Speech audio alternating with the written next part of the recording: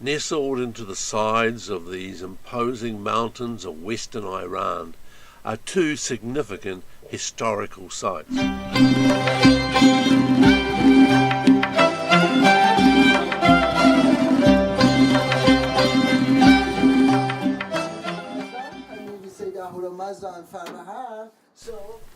Entering into the historic precinct, our guide very quickly directs us to a photograph of one of the great rock reliefs that we're going to see. From 521 BC, this relief shows King Darius receiving a line of chained supplicants. Seeing this close-up photograph is a help because the actual relief is some distance up the cliff face, as we shall see later in the video.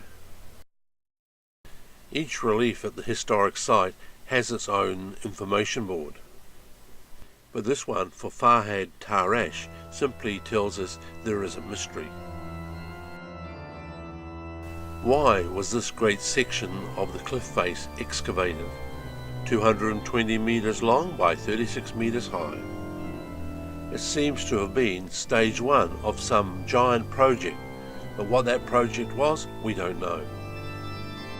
But even at this stage, it's impressive. And so we climb up to inspect a composite of 3 different periods, which is sadly somewhat eroded. The inscription in the arched niche was put there by a local governor in the 17th century, and it largely obliterates an earlier panel from around 120 BC that celebrated the Parthian king Mithridat. This eroded panel centers around another Parthian king, Godaz, who ruled from 38 to 51 AD. It features horse riders and an angel.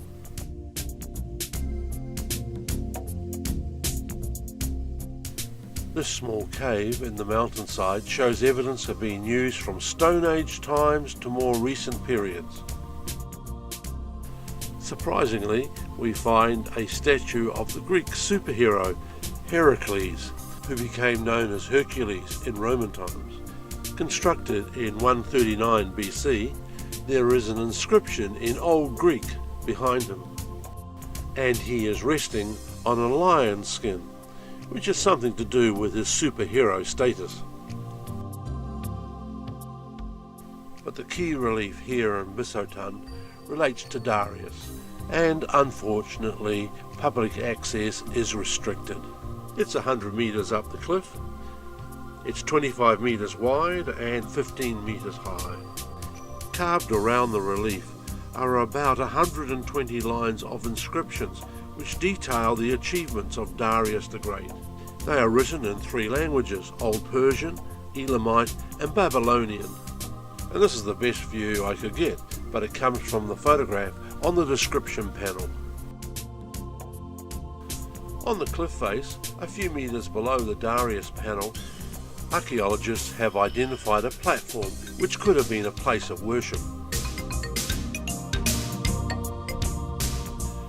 We now come to Bistoun, where we find the relief set in a pair of alcoves with a small reflecting lake in front of them.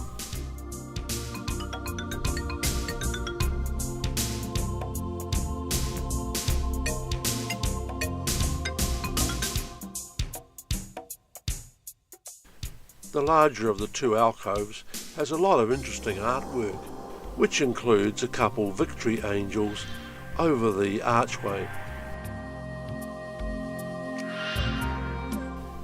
Inside the alcove, the king rides in full armour and chainmail, well before similar armour was used in Western Europe. At the top of the alcove is a coronation scene, with the king being handed the wreath of blessing. Who the other figures are is often debated. Are they priest and priestess, or Zoroastrian gods? Inside the archway there are a number of carved hunting scenes.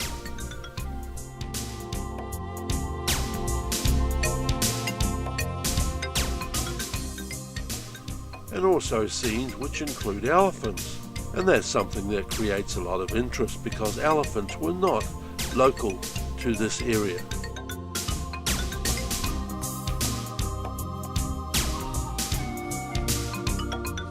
Around the edge of the alcove we have the delicate carvings of the Tree of Life.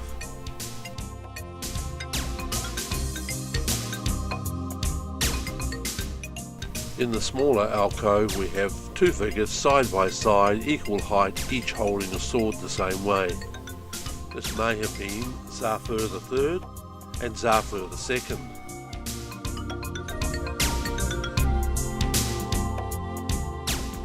This rock panel is considered to predate the alcoves.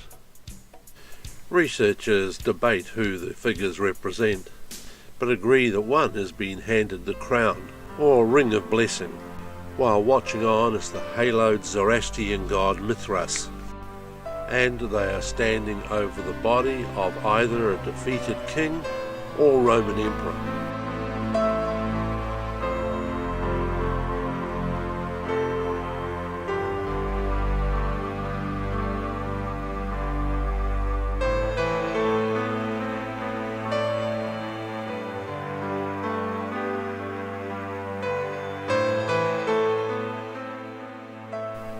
On the cliff faces surrounding the alcoves we have other art. Is this ancient petroglyphs, rock art, or more recent graffiti? The guidebooks don't mention it. There is also a pleasant garden area, which together with the ponds is considered to predate the alcoves. And finally, on our way out, we pass the remains of an ancient caravanserai.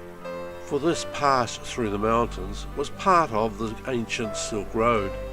It was an important routeway from the central plateau of Iran into Mesopotamia, and there is also a reconstructed caravanserai.